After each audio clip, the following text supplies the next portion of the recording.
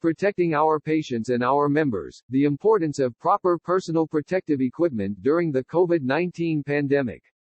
Good afternoon. I'm Dr. Robert Holman. I'm the Medical Director of DC Fire and EMS.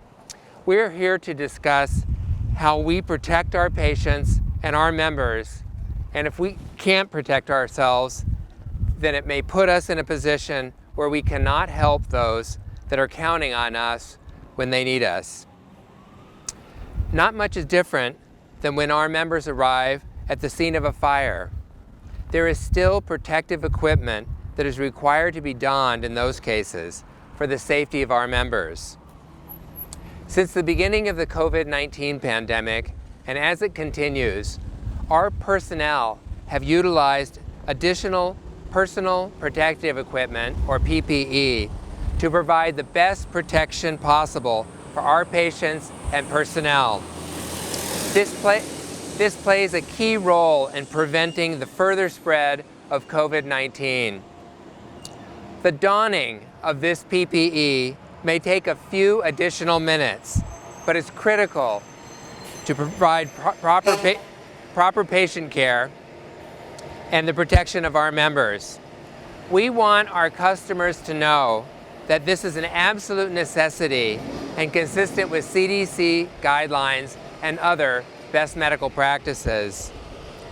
At bare minimum, for every medical call and before patient contact, our members are required to wear an N95 mask, gloves, and eye protection, either goggles or a face shield. If providers come in contact with suspected or confirmed COVID-19 patients, or if the incident type indicates cardiac arrest, our personnel are required to don additional personal protective equipment on the scene of the emergency and before patient contact, including a disposable isolation gown, 2 pairs of disposable patient care gloves, eye protection, either goggles or face shield, foot covers, a head covering, and an N95 or a higher level respirator.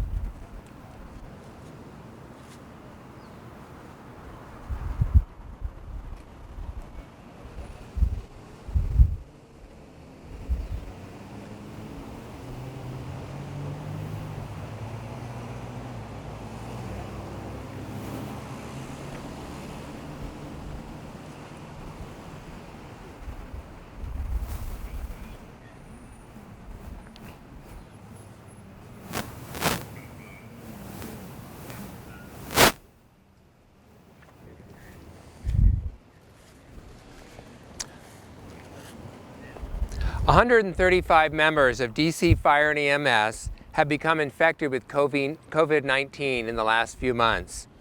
As a result, hundreds more were placed in quarantine to stop or reduce further spread to our personnel and to our patients. Fortunately, this has not resulted in a reduction of our services to the community. Without the use of proper PPE, these numbers would have risen significantly and could have potentially had an impact on our capabilities, as well as pose additional risk to our patients. We appreciate the community's understanding of these requirements as we all work together to manage the COVID-19 pandemic. Thank you.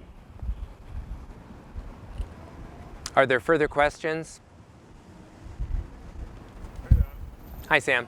So you're saying that basically you had I understand you've had no deaths, is that correct? Fortunately, we've had no deaths out of our 135 members. And do you think that's because of the precautions you've taken, or what are your thoughts? I think of those 135 members who've been infected, they are younger and in perhaps better physical shape, and I think that's contributed to it.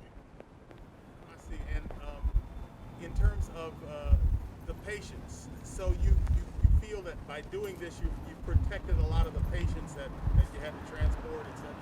Sure. About that. So our members could be exposed from patients, or they could be exposed in the community, or they could be exposed from each other. And certainly the steps that we're taking in protecting ourselves, our members, from being infected by members or others is really reducing the risk to themselves, but also from transmitting it to the patients. Why do they, just most of us think about a mask, we think about our hands. Why all this stuff? So they're taking care of patients, they're lifting patients, they're doing CPR on patients, and it can be a really messy procedure. They can get really close to where patients are coughing on them and delivering infectious material to their chest or their face, that kind of thing. So that's why. What other measures, Doc, are we taking to protect our members and the public, such as the decontamination? What else are we doing? So we have a very involved decontamination procedure at a facility in the district where, if after a cardiac arrest where there's infectious material in the vehicle will have occurred, that vehicle is taken to a special decon center where it has about a 2.5-hour special decontamination procedure that's quite involved.